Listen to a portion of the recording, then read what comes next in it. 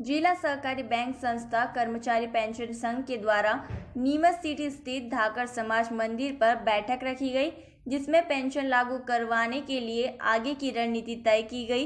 Pension के संबंध में शासन द्वारा जो सुप्रीम कोर्ट के आदेश निर्देश दिए गए थे, जिसमें ऑप्शन भरने के लिए सभी कर्मचारी बैठक में शामिल हुए। सरकार को कई बार अवगत कराया गया, किंतु अभी तक पेंशन के लिए उचित योजना स्वीकृत नहीं की गई। कर्मचारियों के द्वारा इसको लेकर आंदोलन भी किया गया, जिस पर प्रधानमंत्री द्वारा आश्वासन दिया गया, पर अभी तक पेंशन का उचित निराकरण नहीं हो पाया है।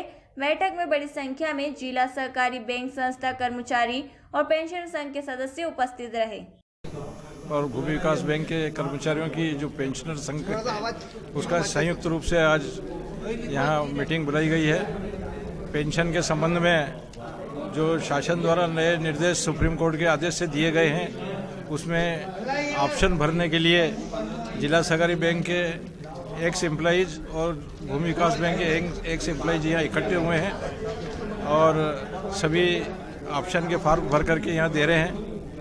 हमारी सरकार से बहुत बार विनती कर चुके हैं, बहुत बार अनुरोध कर चुके हैं, परंतु फिर भी पेंशन के लिए कोई अच्छी योजना शासन ने हमारे लिए स्वीकृत नहीं की है। बीच में कर्मचारियों ने आंदोलन भी किया, आज भी की तारीख में भी आंदोलन चल रहा है। फिर भी 17 सांसद हमारे पक्ष में प्रधानमंत्री जी से मिले हैं। प्रधानमंत्री जी ने आश्वासन भी दिया है, परंतु उसके बावजूद भी पेंशन का कोई उचित निराकरण केंद्रीय सरकार द्वारा नहीं किया जा रहा है। सांसद हेमा मालिनी द्वारा 2 बार श्रम मंत्री और प्रधानमंत्री मोदी जी से संपर्क किया गया और पुख्ता आश्वासन दिया कि इस सत्र में हम पेंशन आपकी लागू कर देंगे। उसके बाद भी कोई पेंशन योजना लागू नहीं की गई। कर्मचारी सुप्रीम कोर्ट में भी गए।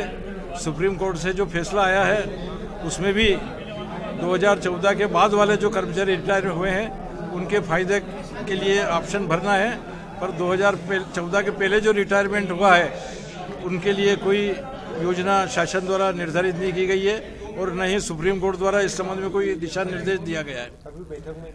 अभी जो बैठक हमने यहाँ बुलाई है दोनों की संयुक्त रूप से, उसमें जो सुप्रीम कोर्ट के आदेश हुए हैं उसके अंतर्गत हम यहाँ उनके पेंशन के ऑप्शन भरवा रहे हैं और 2014 के बाद जो भी नई पेंशन नीति लागू की है सुप्रीम कोर्ट ने, वो हम इसमें चालू कर रहे हैं। यहाँ से जो ऑप्शन भर के फॉर्म भर के हम EPFO उज्जैन को भेजेंगे और वहाँ से जो भी स्वीकृति आएगी तो 2014 के बाद जो रिटायर हुए कर्मचारी उनकी पेंशन उस हिसाब से लागू होगी।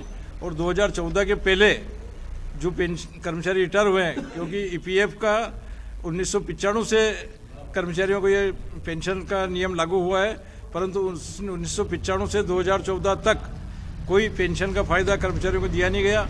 मात्र 785 रुपये पहले लागू किए थे, उसके बाद 4 साल पहले 5 साल पहले 1000 रुपये किया। मिनिमम पेंशन 1000 रुपये कर्मचारियों को मिल रही है।